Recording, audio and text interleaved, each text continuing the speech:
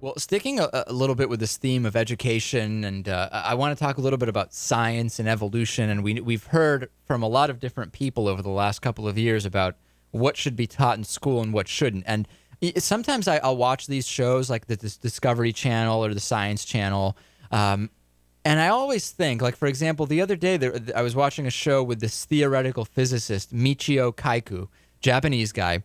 Unbelievably smart. He's from Japan. He works in the U.S. now as a theoretical physicist. Incredible the amount of stuff he knows about physics, the universe, astronomy, so on and so forth.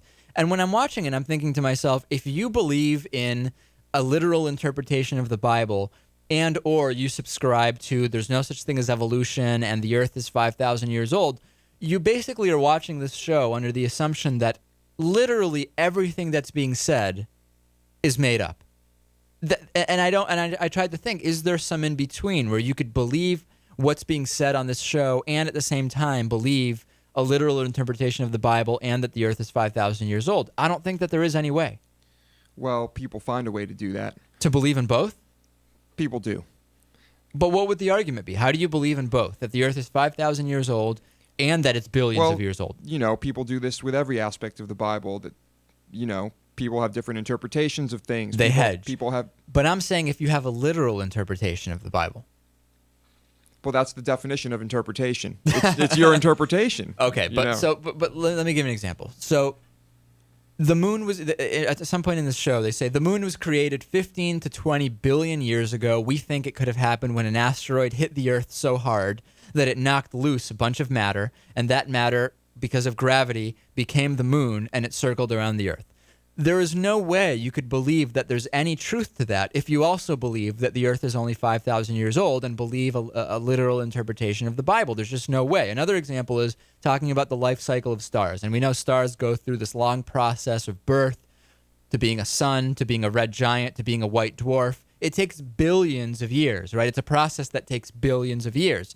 Oh, wait a second. The earth is only 5,000 years old. There is just, I don't see any way that you could not say that you could believe what's being presented in these shows and at the same time subscribe to that there's no evolution, intelligent design, creationism, earth is 5,000 years old. I just don't see it. And to me, it would almost be hostile. If I really believe the earth with 5,000 years old, 90% of the programming on the Science Channel to me would be an attack on what I believe. I don't know. It must be weird to be constantly thinking that every time you watch a show that is in any way involving scientists and astronomy. Right, but personally, I'm agnostic, okay? Okay. And, when I hear someone say that the Earth was created 5,000 years ago, or I see it on TV, which we don't really. No. But I don't get angry, I don't get upset. I'm like, well, that's fine. I think there's evidence that that's not the case.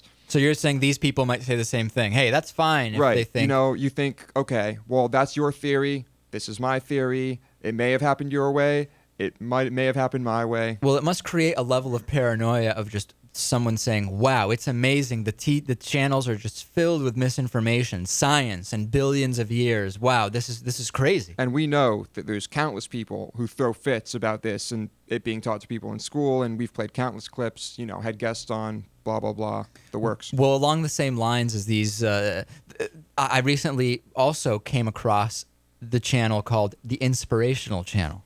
And are you familiar with Joel Osteen, Lewis? No. Okay, Joel Osteen is a pastor, preacher, I don't know what you want to call him. He's the senior pastor at Lakewood Church in Houston, Texas. And this is literally, as far as I know, the church with the biggest ministry in the world.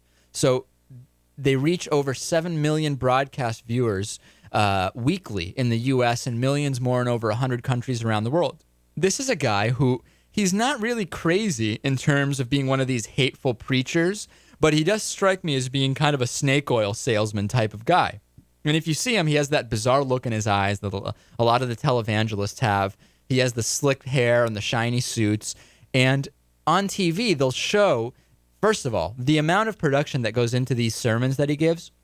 You have cameras on cranes. It's literally a stadium that they're in. It's one of these unbelievable mega churches.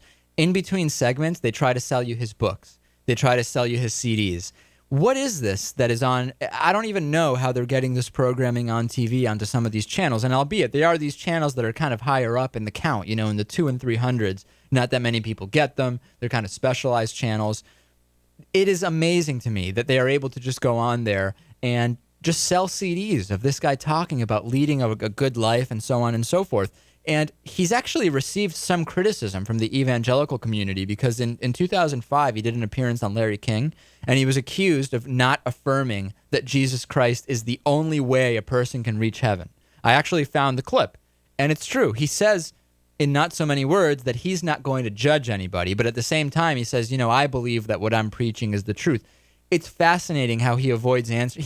He could almost be a politician with the best of them in the way that he avoids answering this. Take a listen.